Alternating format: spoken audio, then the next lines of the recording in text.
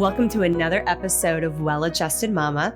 This is a podcast dedicated to educating and empowering women from preconception, pregnancy, birth, and through early motherhood on wellness lifestyle. I'm your host, Dr. Laura Brayton, and I'm a maternity pediatric chiropractor as well as mother who has hand-selected experts in natural holistic healthcare specialties to shine light on options and choices during this exciting phase of a woman's life. Today's episode is entitled Babies, Business, and Beyond. My special guest is Nina Farzin.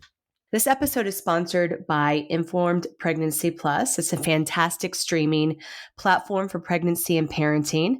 You can experience it for free at informedpregnancy.tv.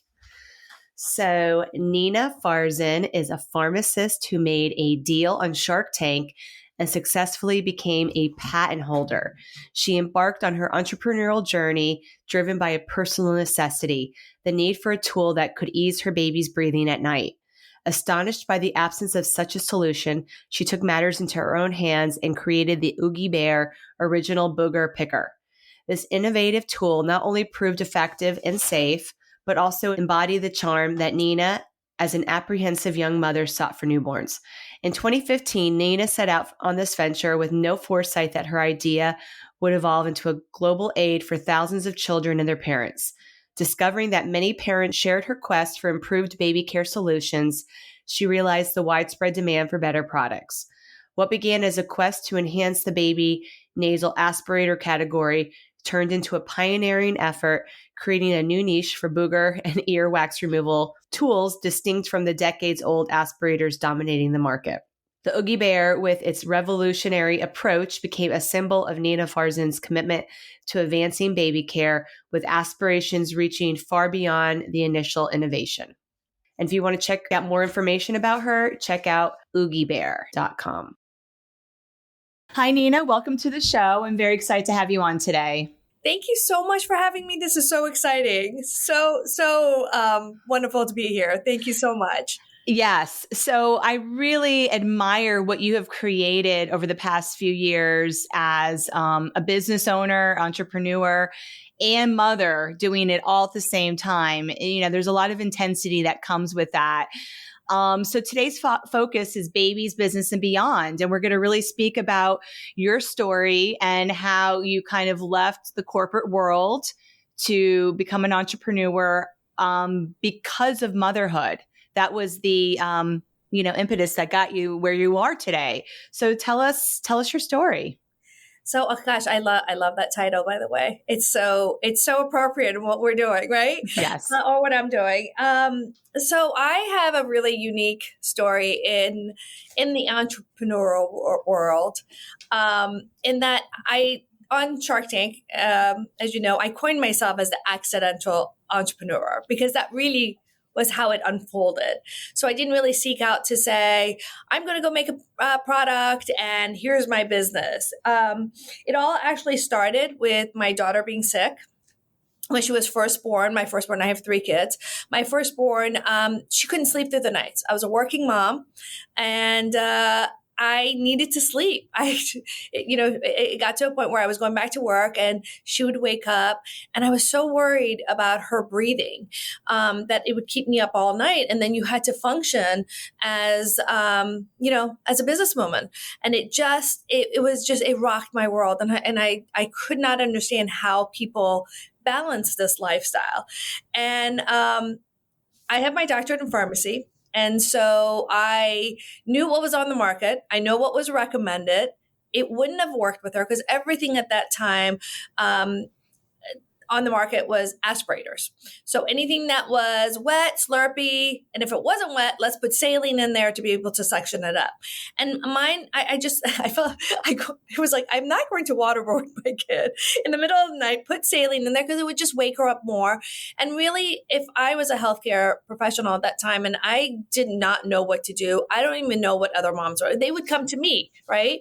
Or we would recommend something. And it really stopped me in my tracks in that, how is this simple product not available? And so I remember kind of dismissing it a little bit. And my nephew was born. And at that time, I remember my sister-in-law we were visiting her, and she was like, how do you get through the nights? He's waking up and he's got these boogers and clogged up nose, and it just justified my feeling. We as moms dismiss everything we go through. We're like, oh, we're the only ones who's going through We this. feel like we're alone and really don't understand the community that's there. Yeah.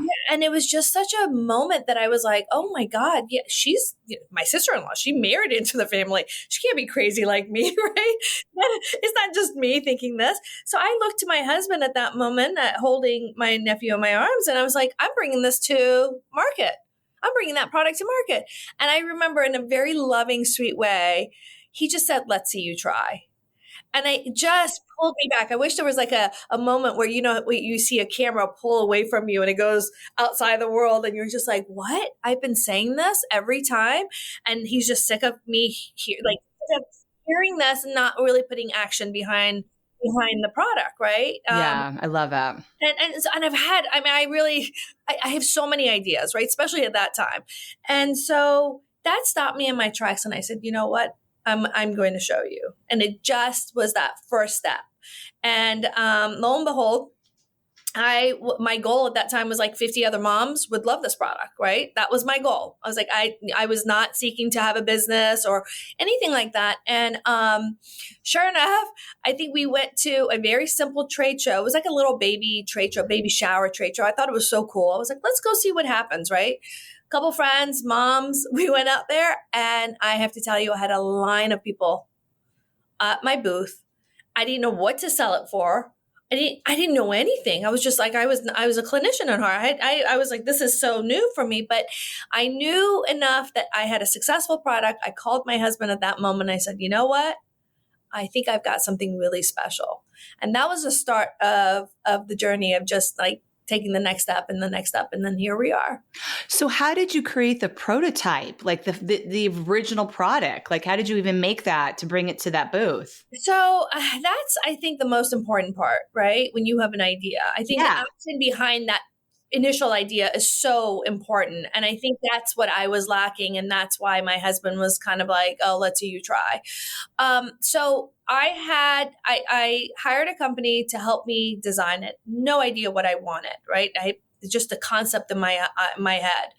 And the drawings that I gave them was just like a simple loop. And at the same time, I went after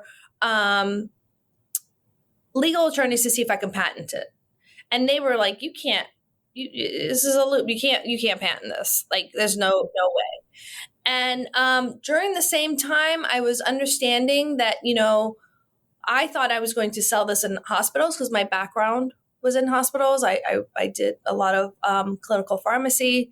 I worked with a lot of anemia management, topics within hospitals, educating doctors and whatnot.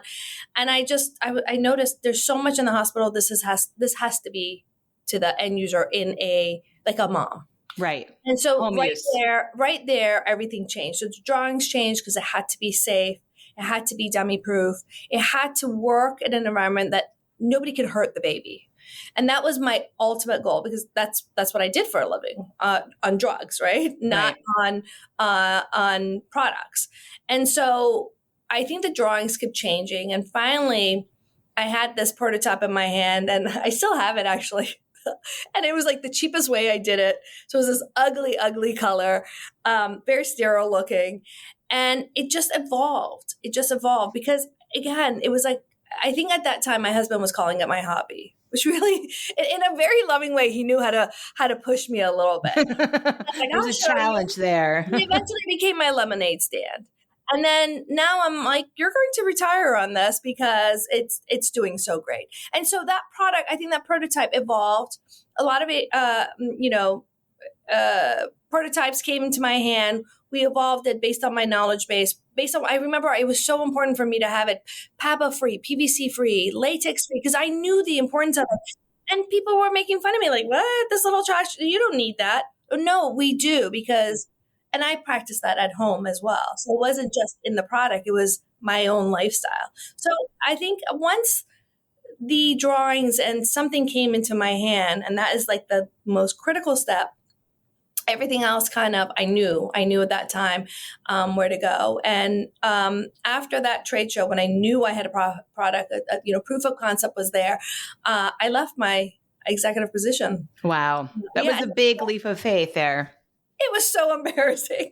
I'm leaving my executive position. My dad nearly had a heart attack. My mom was all for it. My mom was like, yes, this is a great product. She knew she was, part of the process of me because she was helping me with my kids. So she knew the troubles and what I was going through. She believed it. My dad was like, all this education and what? You're going to do this for a booger tool? What? It just didn't. And a lot of people kind of were laughing at me. I went through a really difficult time of, you're leaving this great position. I really did. I had an amazing supportive working environment. I was able to work from home at that time when there was no Zoom. And it was hard to leave that position, but I knew in my heart that this is for me. And I'm so glad I did it. And Nina, what I'm hearing from you is really like you had a good job, you were making good money, there was a lot of safety there, but it wasn't your purpose. It wasn't the reason you were on this planet, was to be a pharma exec. And your purpose is clearly helping to change families' lives for the better with the products that you've created. And that's such a bigger impact. I love that you say that. Absolutely. I felt it in every fiber cell, whatever. I was I was taught pharmacy and I knew my drugs. I knew the impact it had on people. And it got to a point, it was so amazing because it was like my worlds were colliding. It got to a point where I would educate on products that we had to some of these doctors that were so unhealthy. Yes. Nurses that were so unhealthy. And and here I am on my health and wellness journey. I'm trying to be the best that I can. I'm trying to be the best, person for my kids. And it didn't resonate anymore with me. And then this part of my life was just exploding because I thought it was like a tchotchke little product at first. I was like, oh, maybe it'll sell or 50 other months. But then I had emails from people who had kids with like cleft lip or cystic fibrosis that had a lot of mucus production. And it just made me realize, oh my God, the significance. All while my husband is taking care of patients and highlighting the importance of breathing. What does your husband do? So my husband's a periodontist. Oh. And he helps with, just the jaw, the whole concept of like mouth breathing. That was very important on his agenda. And both of us, like our worlds kind of collided. And this product was made out, bringing the importance of breathing. Airway. I mean, and I do a lot of airway work in my office as a craniopath. And this is just an aha, like, kids can't breathe through their nose because of allergies, mucus, whatever. And they become mouth breathers and all the detrimental issues that happen because they cannot breathe through their nose properly. Oh my gosh. This is huge. I love what you're saying. Yes, exactly. And Shark Tank was enabled me to be able to bring this big concept. Because how do you go from this little product and tell people, hey, you have to be better nose breathers? What? Yeah. You know how to breathe? What are you talking about? Yeah. No, I mean, even my own kids suffered from that. The cognitive function and the ability for them to do well. I mean, look at the cartoons that we all grew up with. Who is the dumb one in the cartoon? Always the one with the mouth breather. And, always in all the movies that we watch. So it's our mission to really bring that importance. And for every mom, none of us are perfect. We're always going to have a situation. My son now has braces and he's also becoming a more mouth breather. Oh. But it's that knowledge of going back there and saying, okay, what do? We got to make sure his palate expansion, all of that. Make sure his nose is not clogged. Make sure he's got the right, whatever environment so that he can be able to close that mouth and breathe. Whether it's exercises at home or having him be aware of it. Mm-hmm. Keeping his tongue against the roof of the mouth. Like these are things that older kids can learn to do and be conscious of and keep their mouth closed and maybe even taping his lips while he's sleeping. Yes. Absolutely. And so, I realized, the importance of bringing that from day one, but even at our age, like even as a mom, even our parents, everyone should be a better nose breather. Yes. How often do we hold our breath when we're tense, when we're stressed out? I mean, breathing is so important, especially in our world today. So important. Yeah. I mean, with kids, it's linked to anxiety, bedwetting, ADHD, emotional dysregulation. I mean, it is a big deal. If the brain is not properly oxygenated, it's going to impact every other function in the body. So this is hugely important that we have the tools to help that. And really it does start from birth, from infanthood, where like when I'm working on an infant's cranium, let's say for a latching issue, we're looking at the shape of that palate. We're looking for a tongue tie, things that are going to impact that cranial facial development, that first year of life as the brain is doubling in size. And if these cranial bones aren't optimized in position and the tongue isn't able to rest against the roof of the mouth, then we're going to see mouth breathers and that development. And then we're going to see tonsillitis, and we're going to see all these other symptoms that are coming because this child cannot breathe through their nose properly or doesn't know how to do that. Right.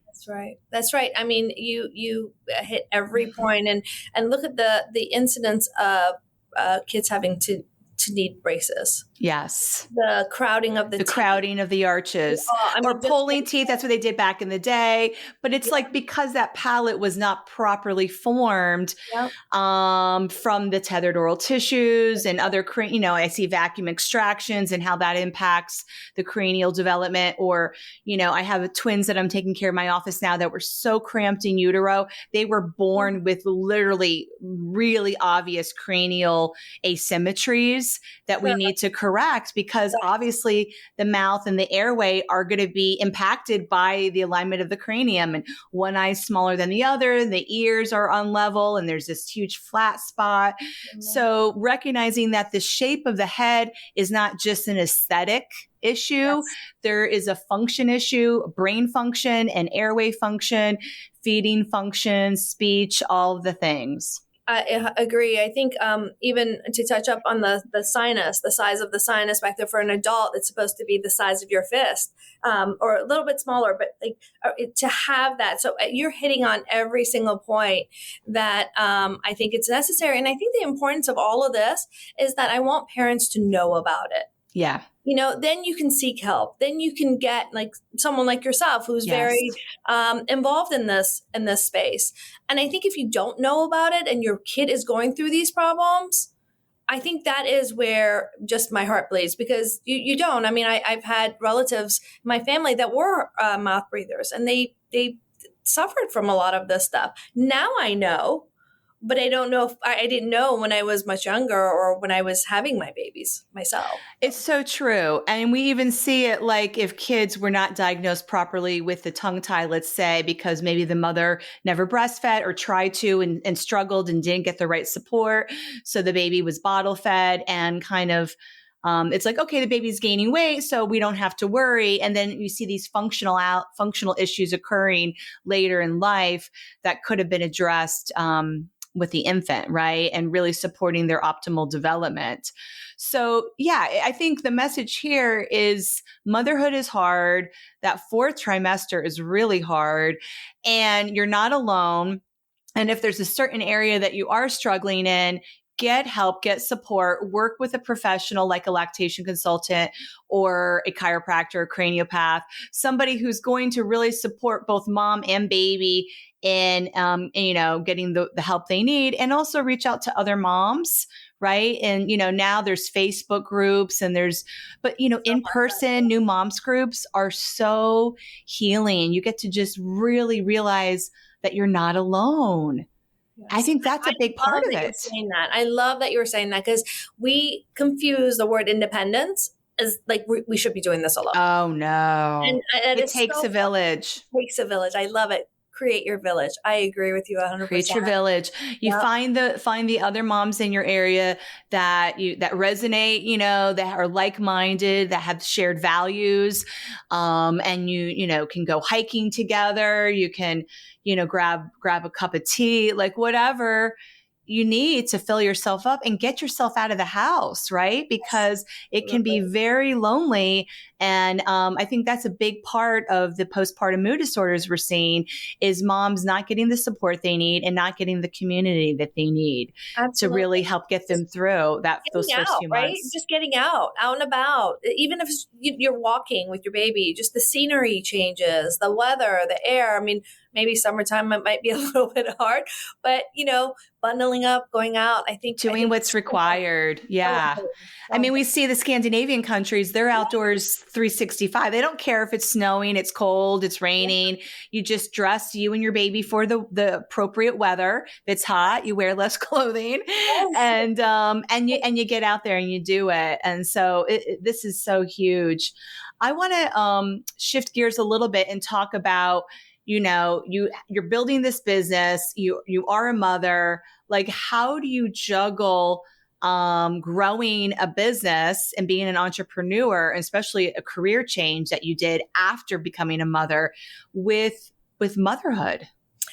Yeah, I soon realized after developing this product and seeing some success to it that was a definite hurdle that I had to overcome.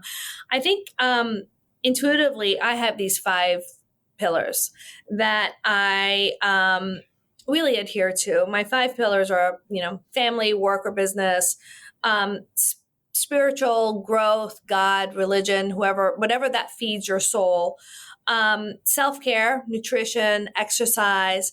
And then the last pillar is kind of like a fun pillar. Like what fun things do you do? And whenever I say this, people are like, oh, are you going to a great vacation? Or I don't have time to do that. And it has nothing to do with that. It's just having a great conversation like we are having right now. Just what fills your heart, what puts a smile on your face, what, joyful movement it creates, whatever that is. But these 5 pillars for me, I think I go to them and, they're never going to be fully 100% at all time. But my job is to make sure that they're filled. So, if one's weak or if it's not in sync, that's the pillar that I pay a lot of attention to. I think that the self-love, nutrition, I think as a mom, we tend to put that last. And it has to be number one. It has to be number one, because if you don't do that, you're not going to be able to have the energy or just be able to have, just like on planes, what do they tell you? Put the mask on before you put on the mask, for your child. So I think that is a huge pillar that I try to maintain, and I have done a better job later on, and because I realize the importance of it. But just paying attention and making sure these pillars are, I try to balance them as much as possible is my go-to. Yeah. And I do, like, we're all human. So there's going to be times in our life that we're going to have some imbalance in areas, like you said, that are like, okay, that pillar is getting neglected. But just that awareness and that consciousness and like, okay, it's been over a month since I've gotten my massage. Like that's a non-negotiable. I'm booking it and it's getting on my calendar.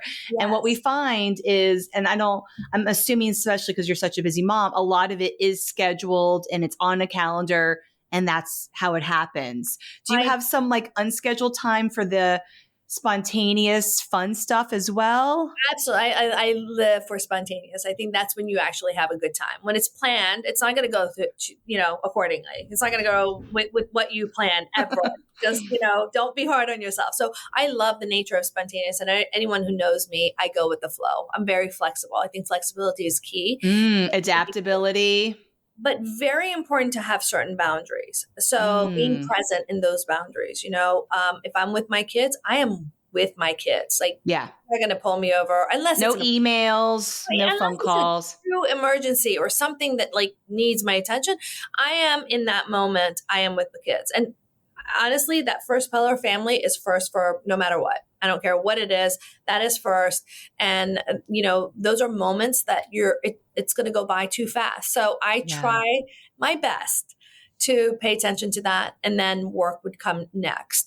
But I think you can have a healthy balance of, all of these components. Yes. If you pay a little attention and being present. So, a lot of people say, well, how do you do that? There's so much going on, just like, I took my son to school today. I was very present with him. I was very, with him, in touch with his feelings, not just, I got to drive to school, I got to get to work. We lose those moments. I think you take every little moment, just like I said, the fun moment, just that laughter with your kids or a game board or I don't know, whatever moment. They come to the office and they're filling packages for me. I'm there. We're laughing. That's a joyful moment. So I think we should not be so serious about these boxes. I think flexibility is the key. Yeah. Be kind to yourself. It's okay. You're not going to get it right, but do your best to recharge these. Really that kindness and that's like a self-love, right? Like really, I've had good advice about this. It's like treating yourself like you would treat your best friend. You're not going to beat your best friend up because she made a small little mistake, right? Like we're all doing our best. And I think that goes a long ways because if we're constantly beating ourselves up, it really is going to impact our ability to grow and, do more of what we want to do. I agree. I think that it's so important to realize that it's okay to make a mistake. It's going to happen. It's going to happen. The key component is get back on. Just like a diet, right? You're going to make a mistake and you're going to have weeks that you're probably going to hate yourself for it. But it's okay. Be flexible. That's okay. But get back to routine. Get back. Yeah. Yeah. And like also recognizing, I think, like why you want, like the reason to get back on track. So, and this is a good thing too with flexibility. Like you were talking about a diet, or let's just say it's a healthy meal way that you're committed to. You're avoiding maybe eating certain foods that are causing digestive distress, and you're avoiding ultra processed foods, and you're eating cleaner, organic, all the things. And then you have a slip up and you go to fast food one day. Yeah. So it's like, okay, I don't want to eat that way. I'm not going to shame myself. I'm not going to feel guilty because that happened. And I'm going to go back and I'm back on track. But why do I want to get back on track? Why is that important to me to eat this way? When you have that in front and center, then those slip ups, not that they're not going to happen, but they're going to be fewer and far between because the reason for why you're doing that is so clear. I want to maybe lose those extra 10 pounds that I've been carrying since the birth of my last baby. I want to have more energy to play with my children. I want to fit back into the jeans that were, from 5 years ago, or whatever it is that makes you feel really good. Not just like about how you look, but the energy and the vitality to live at a higher level. I love that. Right? That's the reason I'm going to go work out in the gym, or I'm going to give myself 20 minutes to meditate, or whatever I'm doing. Like there's a reason behind it instead of like, oh, I got to check this box. I got to check this box. If you're eating that and you're feeling that guilty about it and you're shaming yourself and you're hard on yourself, that's going to be poison. Toxic. I don't even care if you're eating the healthiest thing. If you're just that nature of, oh, this sucks. And your brain is operating on a different level and it's not going to accept that. So it feels like punishment, and that is not sustainable. Like every time I'm working with a patient doing a cleanse, I'm like, you have to be in the mindset to do this cleanse. If it feels like hard work and that you're just like, oh, I got to get through this 28 days. That's not, you got to look at like, what am I looking to create here? I'm looking to lower my blood sugar. I'm looking to, lose a couple extra pounds I don't need. I'm looking to wake up with energy instead of exhausted and not needing a cup of coffee at 2:00 in the afternoon. Like this is and then why do we want that? Because we want to be able to go out and play with our kids and run around and, we don't need to be old parents. We want to be like, I want to have lots of energy to play with my future grandchildren. Right. So I'm setting that up now so that, as an older mom, I'm going to be around for my grandchildren, and I'm not going to be, and it should be that way. I'm not going to be in my rocking chair watching them play with themselves. I'm out there active, running, jumping, doing all the things in my 60s, 70s, 80s. Yeah, and beyond. It definitely should be that way. And unfortunately, we've kind of lost sight as a society. We've lost sight that you should be a grandmother and active. Yeah. Don't push me around, kid, in my wheelchair. Like, I'm going to be pushing you. I agree. And it's so important.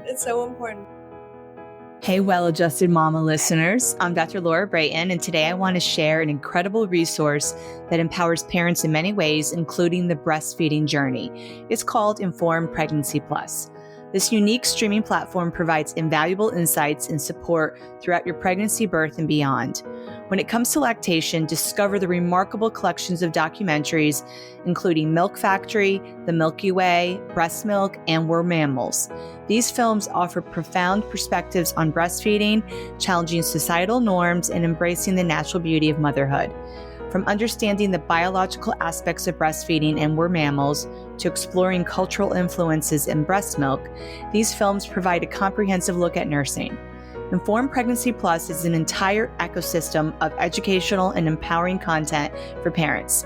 Engaging web series, informative podcasts, beneficial workouts, yoga, and meditation. It's your comprehensive resource through pregnancy and parenthood. For less than the cost of coffee per month, you can gain access to the vast and growing Informed Pregnancy Plus library.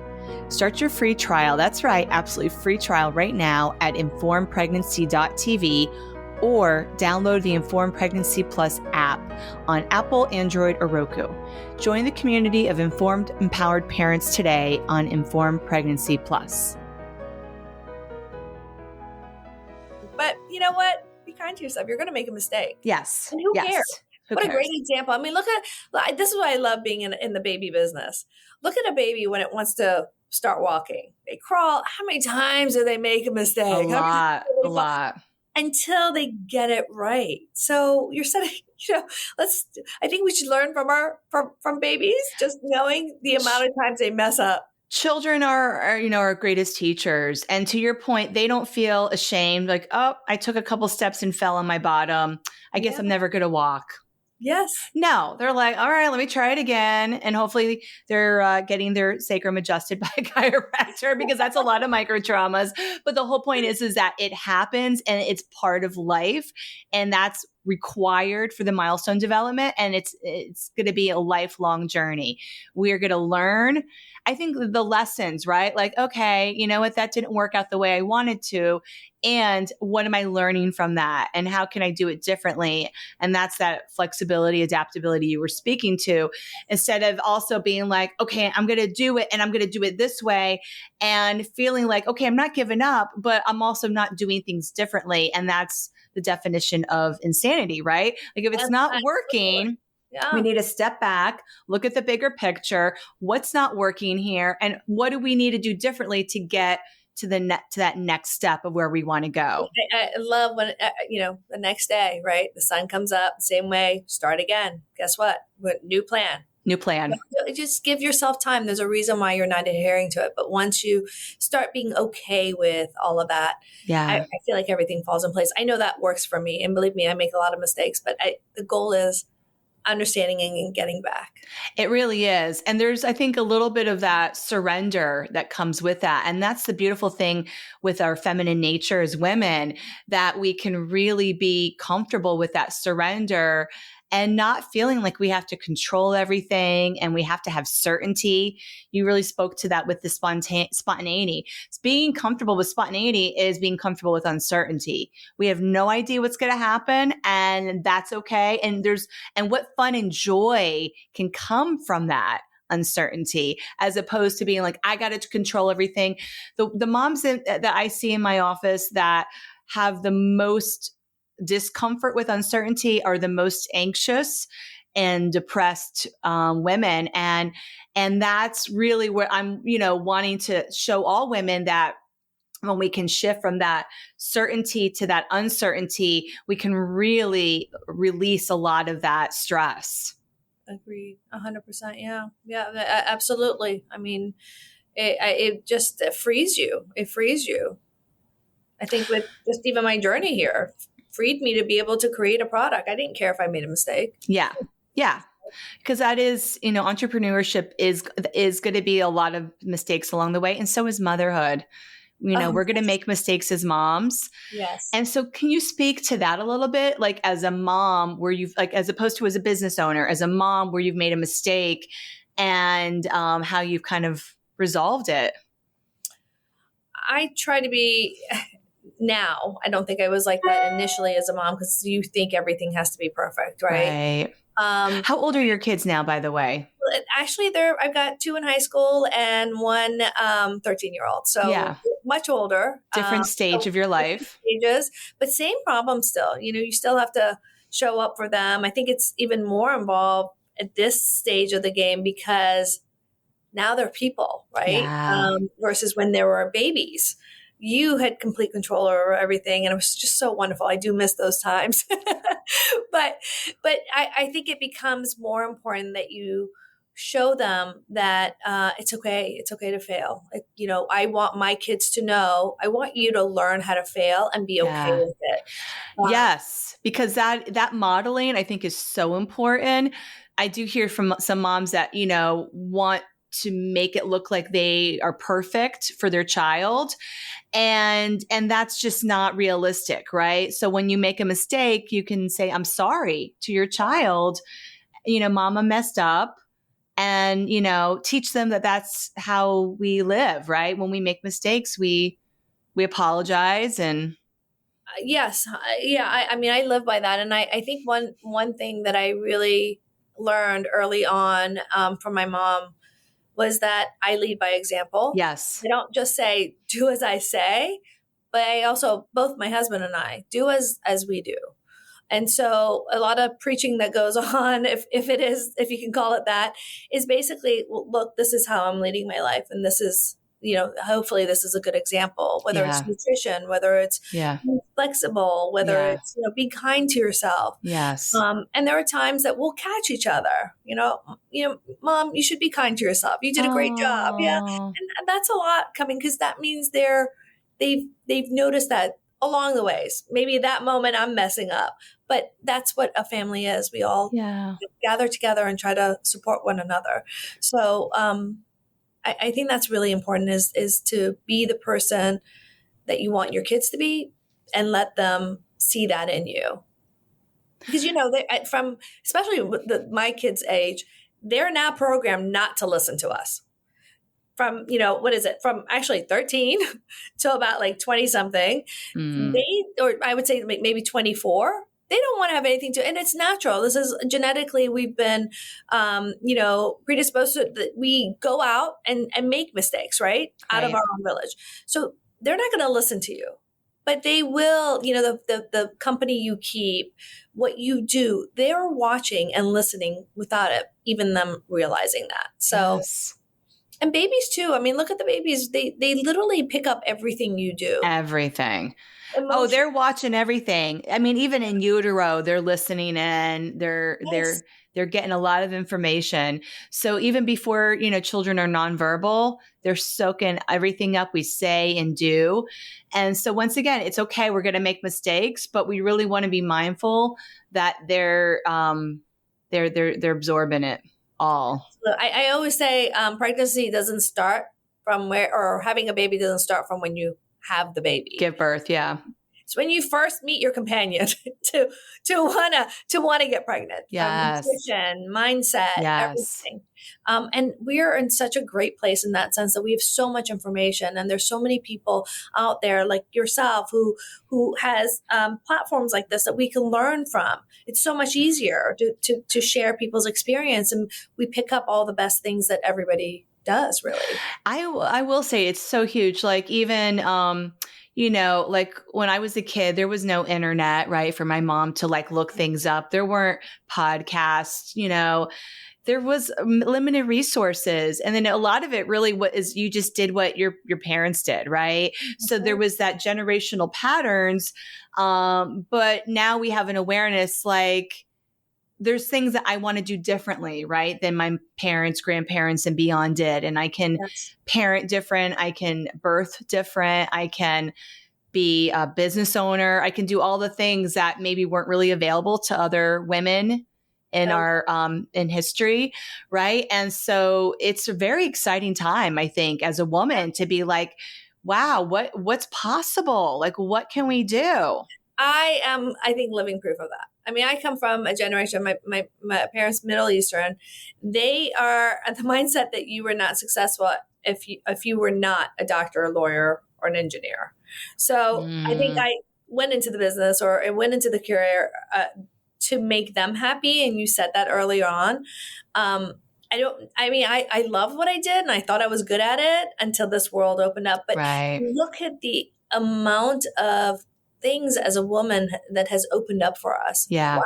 I mean, it's just incredible that I could even do something like this. And, a lot of the men that were kind of snickering, like, oh, that's so cute. Like, what are you doing? And now I'm like, okay, they want to come buy me out or work with me and, how I'm operating it. And I'm doing it differently. I have a feminine touch while doing all of this. And I remember them saying, that's not going to work. Like, that's cute. That's not going to work. But yet it's working. So it's working and it's thriving. And I think it's also because you're being very authentic. You're feminine at your nature. So if you were trying to run this business with that masculine edge, because also there's that programming that all successful businesses have to have that masculine drive to them, action, take action, move forward. And not to say that there's not components of that to your business, but you can also surround it with that soft, loving, maternal. A baby business would have cutthroat in it, right? Like what? But it is. And that's what society has expected from business owners, and I'm hoping to hopefully it continues to be successful. And I want to sleep at night. I don't want to cut anyone's throat.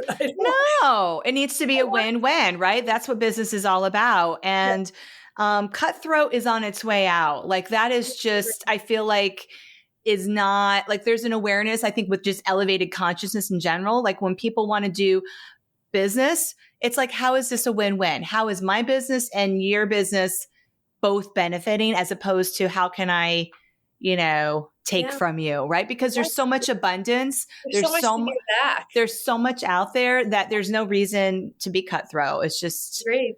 Yeah. And the more women leaders and business owners that we're seeing that are in their authentic feminine nature, that's just going to be a way of the past. It's going to be like, that's not how people do business anymore.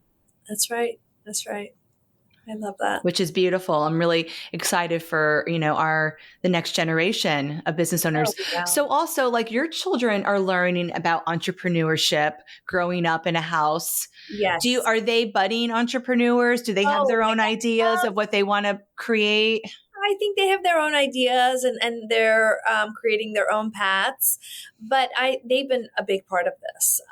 So much so, I mean, my first daughter was the reason why I had it. A second daughter allowed me to open up, like, oh, it could work on the ears too. The bear is not just cute. It doesn't, prevent it from going in, but, oh, look, her ears need to be clean. Like that wasn't the first issue I had with my first daughter. And then my son, he was my prototype baby. He was basically, the prototype was being used on him constantly to see what works and what not. Day one have been part of this. I told you they come in here, they help with packages. Shark Tank allowed me to have the entire family on the show. Which is also unusual, right? Like that's not something that happens often. I think Shark Tank was like completely surprised that our numbers look so great. I didn't know until then we had a great business. Like I knew it was a great business, but I didn't realize that most people, like I said, I was an accidental entrepreneur. I didn't really say, here, I need this much money and I need to do X, Y, and Z. Every unit went back into the business, right, bringing us here. Right. And my husband helped, my kids helped. They were part of it. They're, whatever it took, whether it was from home or here in the office, I go pick up my son. He comes here, he's doing homework right next to me. Right. Got a lot of snacks for him right there, but he does homework. So he's in this environment. I think he's probably the one that might be an entrepreneur. We were looking up the word the other day because he was like, Mom, what does entrepreneur mean? It is a really funky word, right? It's just manure. Like, what is that? And so we looked at it and it was like, it was a French word and like entre, to enter, pre, and then a newer is actually nerves. So to enter, pre-nerves. And I told Gina, I was like, this is exactly what it is. You come in and you better have the nerves because you're going to fail. There are going to be great days. It's going to be hard. So it really is the essence of what an entrepreneur is. And I was like, wow, I am meant to be doing this because I love the ups and downs of Yes. daily stuff. That goes back to what I'm hearing from you. You're comfortable with uncertainty. If you needed to know you were going to have that paycheck and you were going to have a certain amount of money in your account every 2 weeks, you would have never left your job. Well, it's true. And I have to tell you, I did go through that to some extent. So I have a great support system. My husband, who allowed me to be here today, with all his help and his support, to your point, I didn't have to rely on a paycheck. But I also, when I started this, it was such a ridiculous idea. I was working, so I took a percentage, and that's why it took so long, right? Because I didn't want to hurt my kids anyway from their schooling or anything like that, take away from them, because I had a passion, right? And so I took a portion of that, and I started this company with $22,000 over a long period of time. So really, I would spend enough to not hurt my families, whatever we had set up for the kids, because it could have failed, right? And I didn't want to take away from my family. So in that sense, it was kind of like, okay, here's what I can only work with. Right. And it's shocking, which I didn't know. I thought most people, like I said, most people do. $22,000. I didn't have a big, funding or money to start, right, and say, okay, we're still in debt. We're still trying to get out of it. We were profitable from, I think the day we broke out even the first year. And then after that, it's just been like the skyrocketed. And also what pre-Shark Tank, it sounds like Amazon is the reason that you had that record of great sales. Is that true? To even get onto Shark Tank? Yeah, I'll tell you why I love Amazon. Like, what would you have done if there was no Amazon? Well, that's the beauty of Amazon. Right. That's why I'm so pro Amazon in the sense of an entrepreneur, because you know what? It took my product, because none of the buyers want to talk to you. They have their set people they want to talk to. They have set, So thank goodness at that time, Bye Bye Baby was kind of open to new products created by mom. And I envisioned my product there, but they would not have talked to me unless I was on Amazon. That you needed to have a certain amount of sales, right? Who cares about sales, right? Oh, reviews. They wanted to know that other moms liked your product. And so when they saw my reviews, they were blown away, and they wanted to have a conversation with me. And so I am so grateful and thankful for Amazon at that time, because it evened the playing field of me and these bigger companies. And let me tell you, the bigger companies have come after us. They try to steal ideas. It's ruthless, but we've held our own because the product is amazing. There's so much thought put into that product, that little product. You were talking about lactation. I mean, one of my first customers were lactation consultants, because the nose has to be clear before they can latch on, right? Mm-hmm. So what a perfect tool while you're spending some time, some bonding time, some valuable time to be able to clean that nose, have them latch on better. So just the beauty of all this. And so those reviews empowered me. And I knew at that point, there's no holding back. And now we're everywhere. We're whatever retail store that carries baby products, we're there. Right. Yeah. I mean, that is just mind blowing. And I think also, like, back to entrepreneurship, there was a lot of due diligence on your part of, pounding the pavement, being perseverant, maybe maybe you had some no's, right, in the beginning. A lot of those. And remember, at that time, I don't think I just invented a product. I actually invented a category, because at that time, the only thing that was used was aspirators, and there was a lot. I had my doctorate in pharmacy. Those aspirators were filled with mold, and the aspirators that they send you home from the hospital are meant for the mouth, not for the nose. So they come home, people continue to use them, and then again, they're squirting mold into babies' nostrils, right? Ah. However you're using it.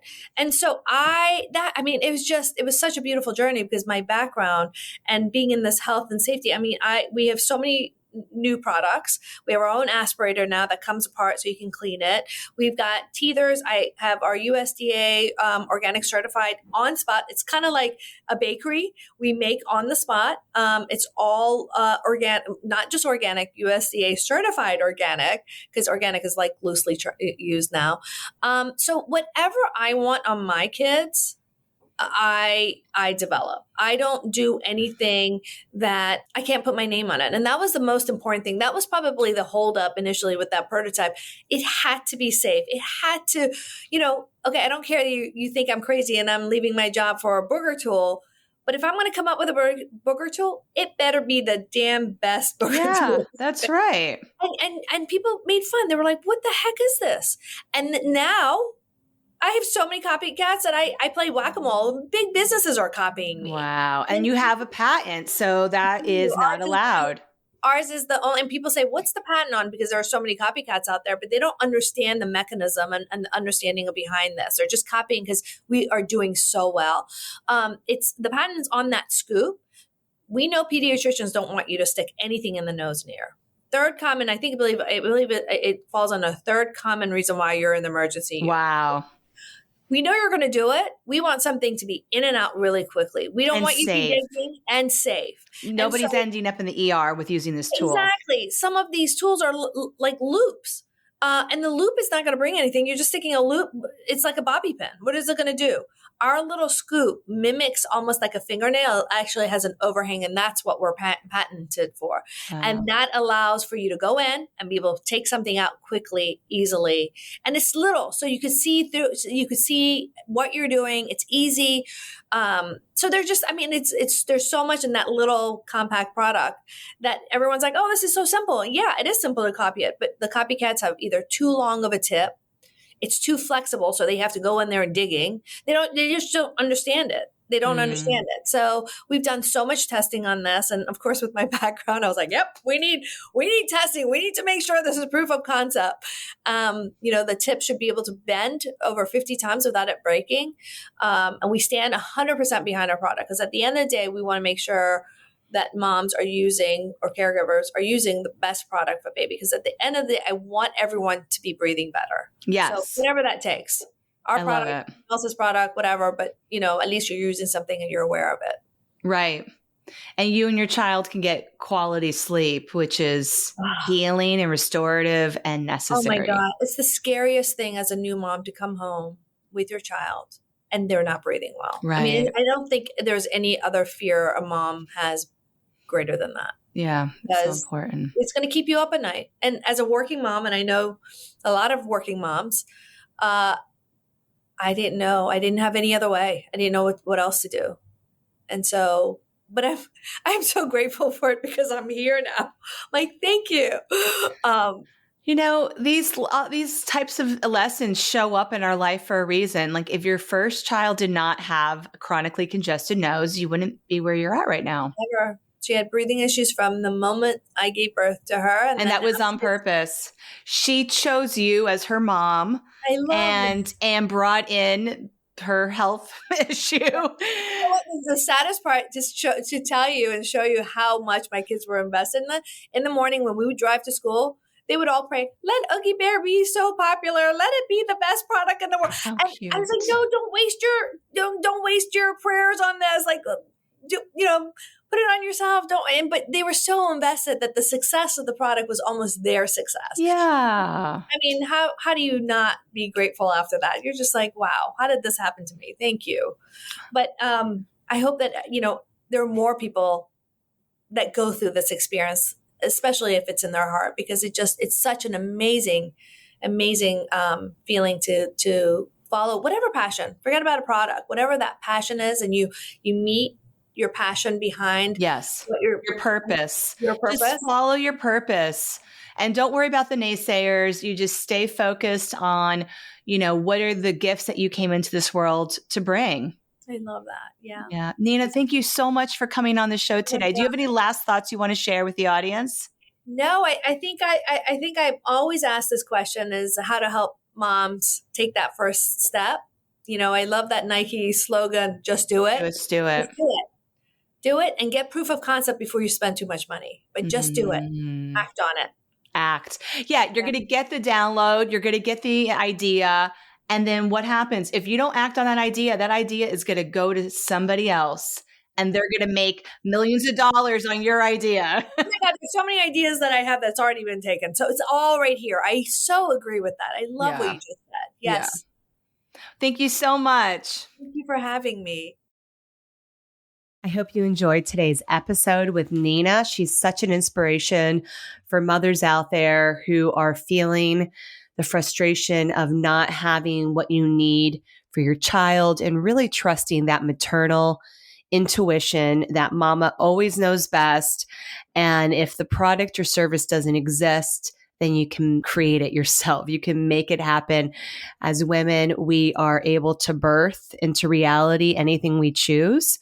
And if you get that idea, you get that download, it's possible to make it not only a reality for your own family's benefit, but really for the benefit of people living everywhere. And it's exciting to see this happen to a fellow mom.